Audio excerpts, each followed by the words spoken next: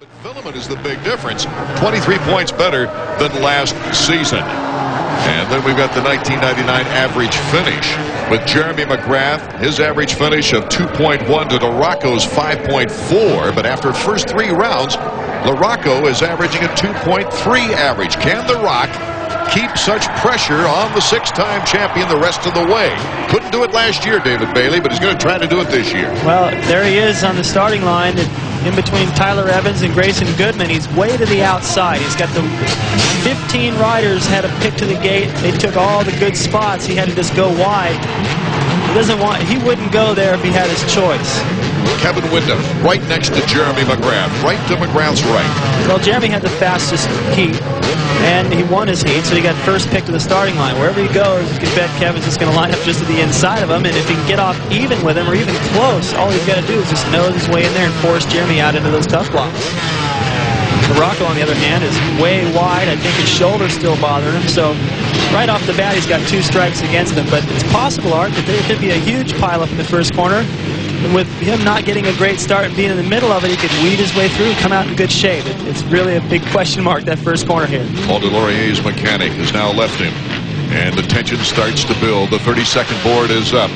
Brock Sellards, number 18, Jeremy McGrath, and then Kevin Windham in a group of 3 Hondas.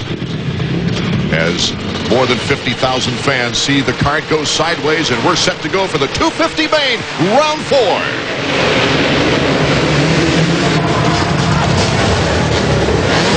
Position is Ricky Carmichael. He comes across the line first.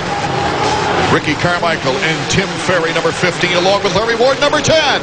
Kevin Windham is now in 4th with Jeremy McGrath in 5th, moving into 4th right now. The Kawasaki's have been getting off the line amazing lately, but their teammate back there, John Dowd, got collected with Grayson Goodman. They were the only 2 riders that suffered any problem in the first corner. Everyone else surprised me. I think they were all a little bit careful after what happened in the 125 main. Ricky Carmichael in his first 250 main here in the Phoenix area has the whole shot and the lead. Tim Ferry, Jeremy McGrath's teammate, in 2nd place, with Kevin Windham getting quite a battle from Larry Ward and Jeremy McGrath. Take another look at the start. Oh, this was exactly the start Carmichael was hoping for. He's got Tim Ferry back there behind him, McGrath's teammate.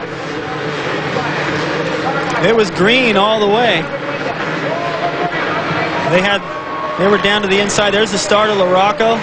He gets out pretty good. He doesn't get pinched off like normal, but he was forced wide. Just about went down. Boy, what a job he did to stay upright. And there you see John Dowd getting collected. Yeah, Dowd did go down as we go back to our leader, Ricky Carmichael. Can he hold on to the lead this time? Last week, he finished in 10th after a 7th place start. Well, I'll tell you what, Art, it makes a big difference who's behind you. It always mattered to me. I don't know if these guys think about it, but if that was number 1 behind Carmichael, he'd be nervous. Right now, he's got number 15. Not that Tim Ferry isn't a threat, but it's not nearly the threat of this guy right here. Closing in on 18 laps to go as the 6-time Supercross champion and defending champ, number 1, Jeremy McGrath, tries to pick up the action. He's got Kevin Windham in front of him, and his teammate Tim Ferry in 2nd before getting to Ricky Carmichael. I have a feeling we're going to see some contact before this race is over, because that's the only way to get around. Jeremy is programmed to win races, and he is not where he wants to be. Look at that, the great box in, and what a slide by Tim Ferry. Contact. You got to get in there and take the line, get aggressive, and bump, and not feel bad about it, or you're going to get left behind. We've been mentioning how good Tim Ferry's been riding lately, David Bailey, as we take another look at the pass number 15 on 4. Just comes into the inside. Ricky left the door a little bit too far open. He actually didn't even have to make contact.